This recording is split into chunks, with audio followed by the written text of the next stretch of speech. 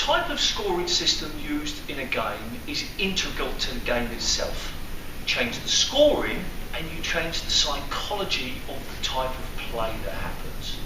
Change the rules and you change the game. Now that's an area that I want to explore in another video.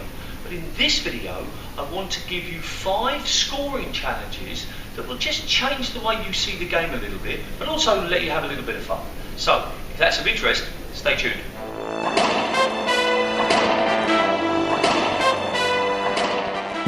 Okay, so as I said in the introduction, this is about scoring challenges. Now, one of the problems that I had when I was deciding what to include in this video is what's a condition and what's a scoring challenge. So, for example, only being able to win the point by hitting the ball to the front of the court. Is that a scoring challenge or is it a condition? I decided it was a condition, so I've also decided that there will be another video which is like scoring condition challenges. So this video is just about changing the way we score the game. No changes to any of the basic rules like where the ball goes out or where you can hit the winners, but just about the scoring. So let's start with number 1. Number 1 is... Anyone for tennis? So I suppose that you've guessed what this one is. This one is about scoring it like a tennis game. Now tennis is a very interesting scoring system because what it does is it creates lots and lots of crucial points. In many ways it's like the Hollywood blockbuster of scoring systems because every few moments you have a really important point. Another thing that tennis does very well is that it gives the player 2 serves. Now, it's much easier to hit a winning serve, an ace, in tennis than it is in squash, but part of that is because you get 2 serves. So in this particular scoring system, you're allowed to have 2 serves. You, just like tennis, you serve for 1 game. So make sure you make the most of it. On a side note, one of the reasons that people think that tennis is popular from a tennis point of view is because a significant amount of the time the players are sitting in their seat staring directly at the camera, which gives them time to build a persona and a character on television, which we don't so much get in squash. We only get like a maximum of like 4 breaks, so we don't really get that chance to build characters in squash TV than tennis does on TV. But you know, maybe that's another point. So you get 2 serves. You get to serve for the whole game. Now you probably only want to play the best of 3 sets. You don't really want to play 5 sets, but it's up to you. And you just play it like a scoring system, like a tennis scoring system. But an alternative to that, we're going to call this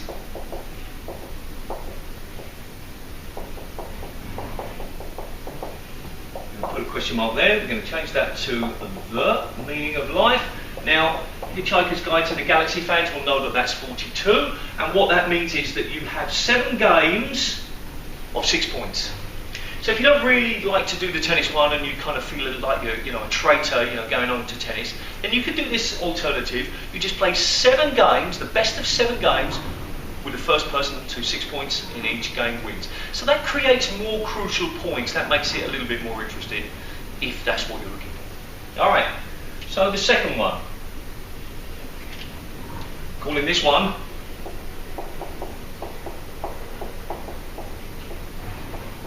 middle age, and it's basically first to 41. No, don't panic, 41, oh my god. Excuse me. The best you could ever do is 33. Okay, if you win 11 love, 11 love, 11 love, you've won 33.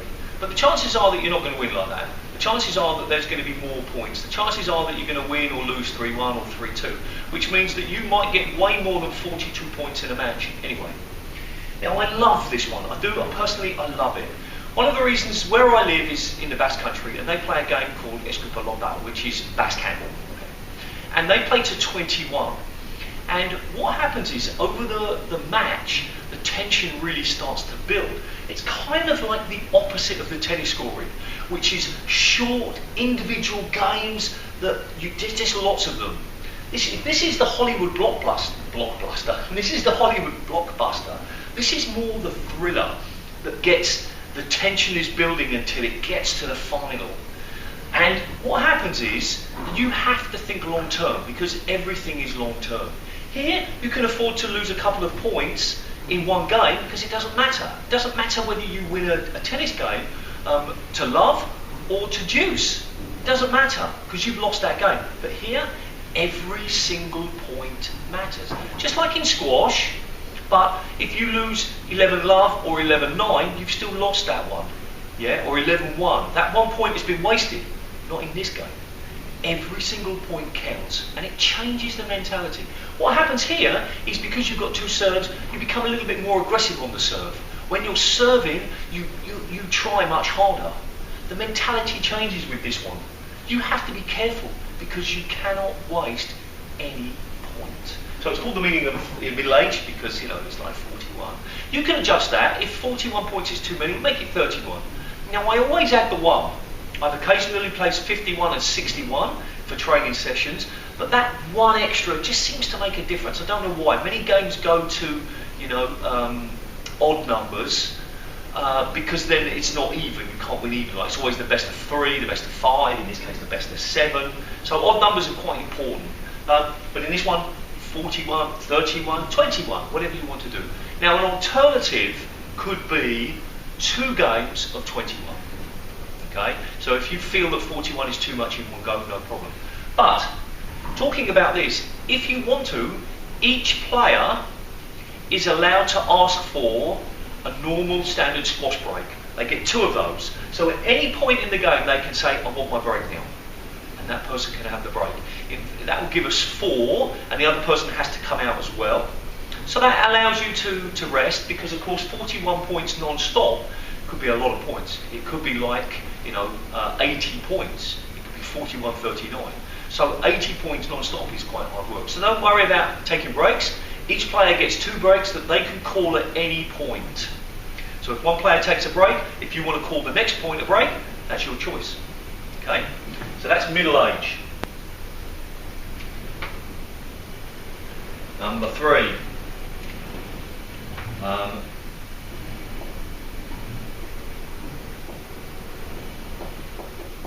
Do or die. I have here different kinds of die, different dice.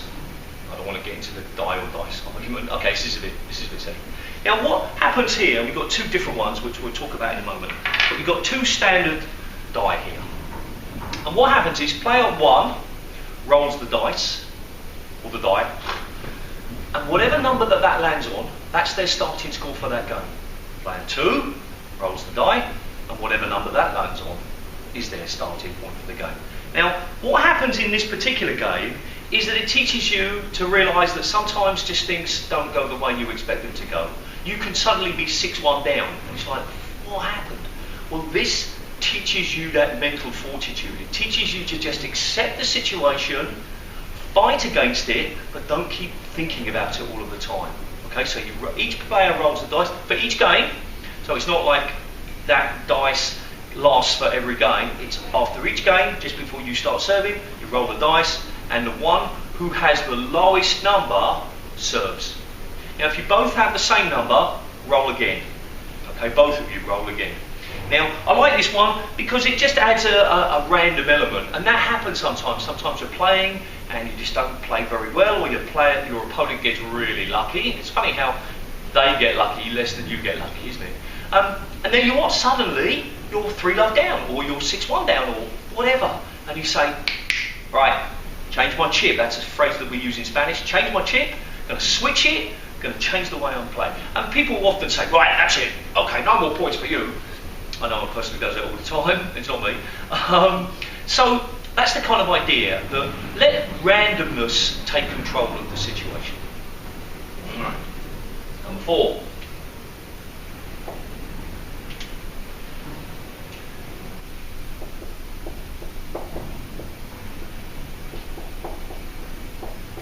Number 4 is crucial time. What happens here is every single game starts at 8 all.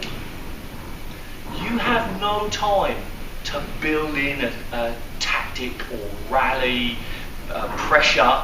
The score is 8 all in each game that you play. Now, generally, I recommend that you play one regular game first, just as kind of like a warm-up, and then you start from 8 all. What this does is, it really focuses your mind. You can't build up slowly, which is what I was trying to allude to a few moments ago. You can't, get into the rhythm and start to build the rallies so that your opponent gets tight. No. This is the score now. You've got 3 points to win the game. Just focus. You can't waste any. And that's the mentality that you should have all of the time.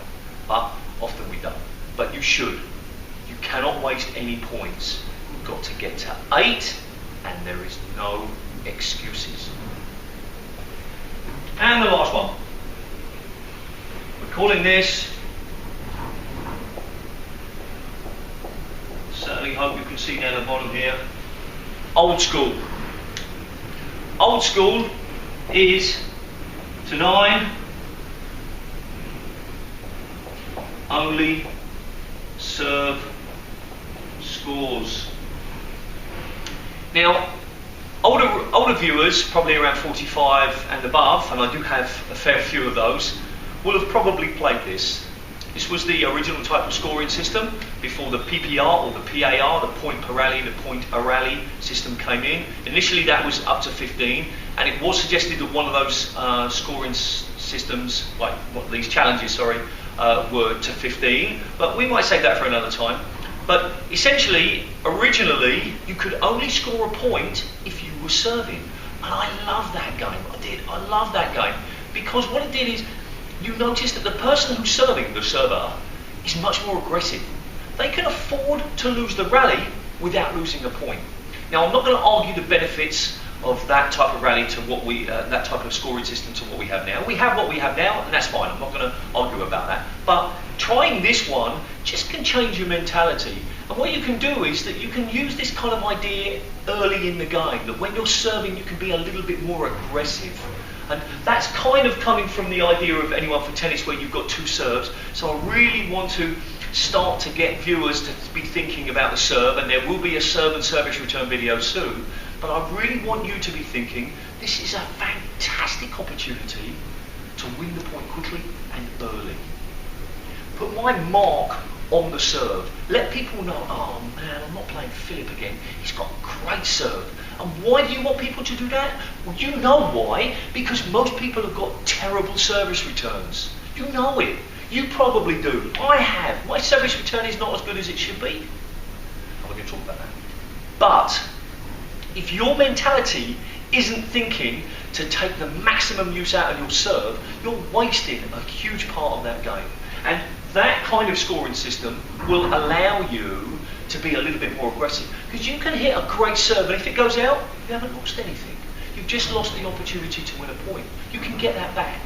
Whereas now, scoring system, you've lost the point. And that's fine. As I said, I'm not arguing about that. So summarise. Tennis scoring or best of 7.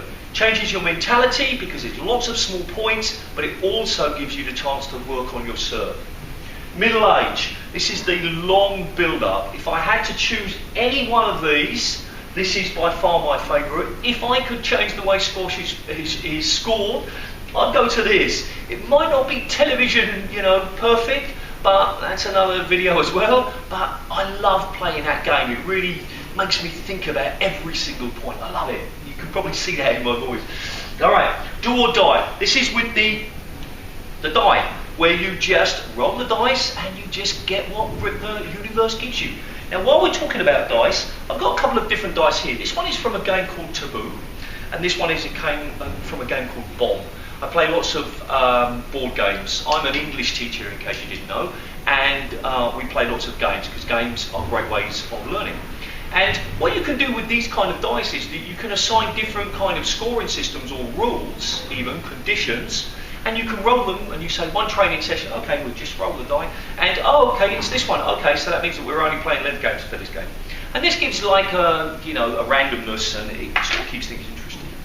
So do or die, let the dice decide for you. Crucial time, 8 all. Focus, focus, focus, no waste. Now, we normally play best of 5, like a real game, but if you wanted to, you could play best of 9, best of 11, because you're only playing 3 points. Generally what we do though is that we only play the best of 5, and it's like at the end of a training session or something like that, at the end of a club afternoon or club evening, and That's it.